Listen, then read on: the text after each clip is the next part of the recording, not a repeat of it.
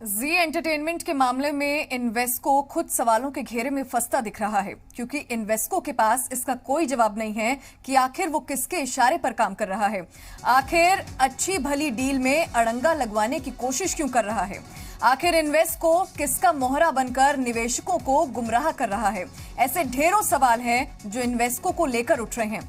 आइए सुनते हैं इस मामले पर जील के फाउंडर डॉक्टर सुभाष चंद्रा का पूरा बयान। आपका जो ये प्रश्न है जी एंटरटेनमेंट एंटरप्राइज के बारे में, एक एज ए फाउंडर, मैं तो आपको इतना ही कहूंगा, चाहे इस कंपनी को पुनीत गोयनका चलाए, चाहे कोई और चलाए, कोई ऐसा व्यक्ति होना चाहिए जिसके हाथों में ये कंपनी, जिसको मैंने अपने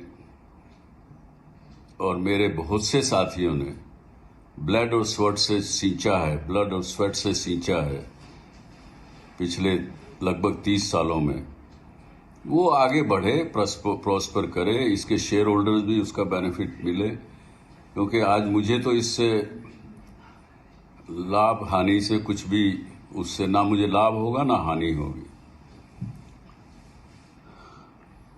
और ये इंटरव्यू में अवश्य सीएनबीसी के अपने साथियों को, मनी कंट्रोल के साथियों को भी देना चाहता था, लेकिन वो तो लेंगे नहीं, वो चलाएंगे भी नहीं, क्योंकि लगता है उनका कुछ, वो दोस्त है मेरे, पर उनका शायद कुछ वेस्टेड इंटरेस्ट है शायद इसमें, मैं नहीं जानता। तो जो भी हो, भगवान उनको भी सुबुद्धि दे। इन्वेस्को बड़े अच्छे इन्वेस्टर हैं, लेकिन इस जी के केस में वो ट्रांसपेरेंटली ये नहीं बता रहे हैं कि वो इसको लेके करेंगे क्या, किसको मैनेजमेंट देंगे। पुनीत गोयनका को हटा देंगे, चलो हटा दो, फिर किसको दोगे। क्या आपने कोई डील किसी के साथ कर रखी है। ये जो 6 डायरेक्टर उन्होंने बताए हैं, उनका बैकग्राउंड क्या है, कहीं उनका किसी एक से कंपनी के साथ संबंध है क्या, वो कहीं लेना चाहते हैं क्या। तो Invesco should come out transparently and openly, then let the shareholders decide that whether they want to take deal of Invesco or they want to go with Sony's deal. On your question on regulators, I would say the regulators' first and prime responsibility is to protect the interests of minority shareholders. So they also have to ask Invesco what is there. Invesco should come out transparently. So Invesco आखिरकार किसके इशारे पर काम कर रहा है, ये बड़े सवाल जो है वो हम पूछ रहे हैं। इन्वेस्को के पीछे आखिर कौन साजिश कर रहा है, निवेशकों के हितों के खिलाफ क्यों है इन्वेस्को, ये सवाल जो है हम पूछ रहे हैं लगातार। ये बड़े सवाल, किसी कॉरपोरेट घराने की कठपुतली है क्या इन्वेस्को, बिना तजुर्बे वाले बोर्ड मेंबर्स का प्रस्ताव क्यों दिया गया। इन्वेस्को को सिर्फ 18% की चिंता बाकी की, और बाकी की क्या, जब खुद का कोई प्लान नहीं तो फिर अड़ंगा क्यों।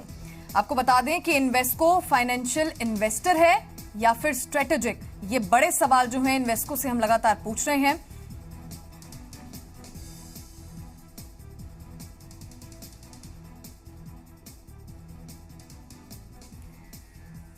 तो इन्वेस्को की साजिश क्या है, ये बड़े सवाल जो हैं वो पूछे जा रहे हैं। पुनीत गोयनका को एमडी सीईओ से हटाना चाहता है इन्वेस्को। जील पर कब्जा करने की मंशा है। जील के बोर्ड में बदलाव की मांग पर अड़ा है। बोर्ड में अनुभवीन सदस्यों को चुना गया। पुनीत गोयनका को एमडी सीईओ से हटाना चाहता है और जील पर कब्जा करने की मंशा है। तो इन्वेस्को की आखिरकार साजिश क्या है।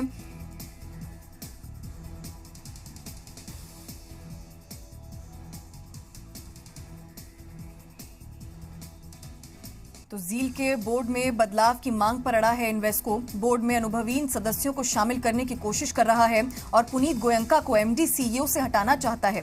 जील पर कब्जा करने की मंशा है क्या, ये जो सवाल हैं वो हम इन्वेस्को से पूछ रहे हैं, और मंशा जो है वो पूछी जा रही है कि आखिरकार क्यों इस तरह की साजिश हो रही है।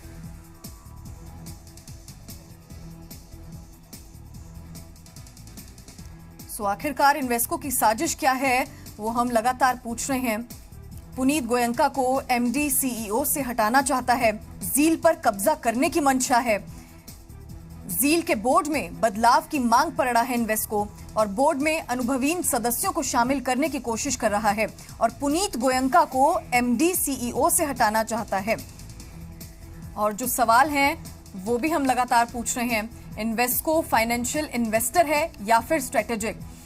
जब खुद का कोई प्लान नहीं तो फिर अड़ंगा क्यों दे रहा है इन्वेस्को? इन्वेस्को को सिर्फ 18% की चिंता है और बाकी की क्या? बिना तजुर्बे वाले बोर्ड मेंबर्स का प्रस्ताव क्यों दिया गया? किसी कॉरपोरेट घराने की कठपुतली है इन्वेस्को? ये जो बड़े सवाल हैं वो हम पूछ रहे हैं।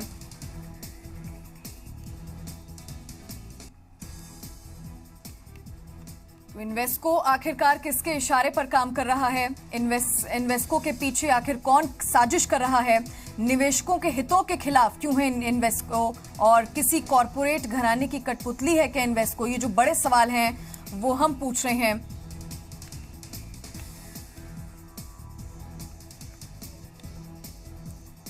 जील और सोनी पिक्चर्स की डील की बात करें तो 22 सितंबर को जील सोनी पिक्चर्स का ऐलान हुआ था। विलय के बाद बनी जील की हिस्सेदारी 47.7% होगी। सोनी पिक्चर्स की हिस्सेदारी 52% 93% की होगी। विलय के बाद भी Puneet Goenka MD and CEO बने रहेंगे। आपको बता दें कि नई कंपनी में जो है 1.57 अरब डॉलर का निवेश हुआ है।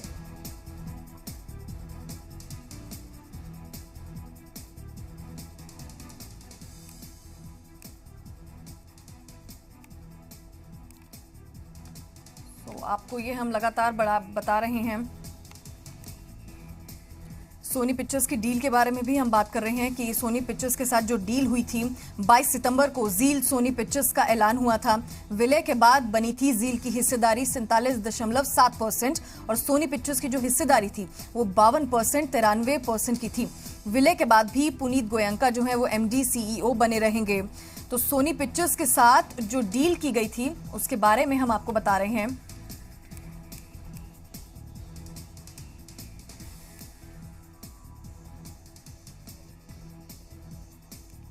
तो आखिरकार इन्वेस्को की साजिश क्या है उसके बारे में भी बता रहे हैं। और ये बड़े सवाल जो हैं हम पूछ रहे हैं कि आखिरकार इन्वेस्को किसके इशारे पर काम कर रहा है?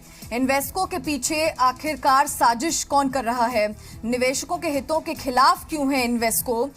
किसी कॉरपोरेट घराने की कठपुतली है इन्वेस्को? ये जो सवाल है ये हम पूछ रहे हैं, बड़े सवाल। बिना तजुर्बे वाले बोर्ड मेंबर्स को क्यों शामिल किया जा रहा है?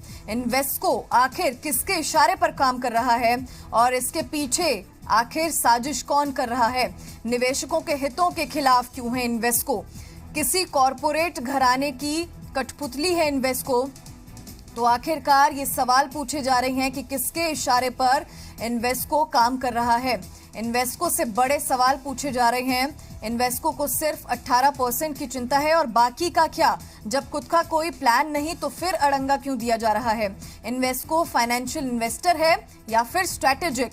इन्वेस्को को सिर्फ 18% की चिंता है और बाकी का क्या? जब खुद का कोई प्लान नहीं तो फिर अड़ंगा क्यों दिया जा रहा है? इन्वेस्को फाइनेंशियल इन्वेस्टर है या स्ट्रेटेजिक? तो आखिरकार किसके इशारे पर काम कर रहा है इन्वेस्को? ये बड़े सवाल जो हैं पूछे जा रहे हैं।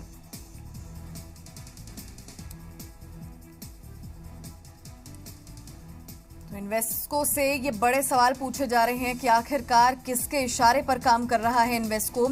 ये बड़े सवाल जो हम आपको बता रहे हैं। इन्वेस्को की साजिश आखिरकार क्या है? जील के बोर्ड में क्यों दखलंदाजी कर रहा है? बोर्ड में अनुभवीन सदस्यों को शामिल करने की कोशिश हो रही है। पुनीत गोयंका को एमडी सीईओ से हटाना चाहता है इन्वेस्को। जील पर कब्जा करने की मंशा है। जील के बोर्ड में बदलाव की मांग पर अड़ा है। तो इन्वेस्को की साजिश क्या है वो हम आपको बता रहे हैं। जील के बोर्ड में बदलाव की मांग पर अड़ा है। बोर्ड में अनुभवीन सदस्यों को शामिल करने की कोशिश हो रही है। क्या पुनीत गोयंका को एमडी सीईओ से हटाना चाहता है? जील पर कब्जा करने की मंशा है। तो किसके इशारे पर आखिरकार इन्वेस्को काम कर रहा है और क्या कुछ साजिश है इन्वेस्को की? जील सोनी पिक्चर्स की डील के बारे में वो हम आपको बताते हैं। जो पहले डील हुई थी विलय के बाद बनी थी, जील की हिस्सेदारी थी। वहीं 22 सितंबर को जील सोनी पिक्चर्स का ऐलान हुआ था। विलय के बाद जील की हिस्सेदारी 47.07% की थी। सोनी पिक्चर्स की हिस्सेदारी 52.93% की थी। विलय के बाद भी पुनीत गोयनका ही एमडी एंड सीईओ बने रहेंगे। नई कंपनी में $1.57 अरब का निवेश हुआ है। तो जील और सोनी पिक्चर्स की जो डील हुई थी उसके बारे में हम आपको बता रहे हैं।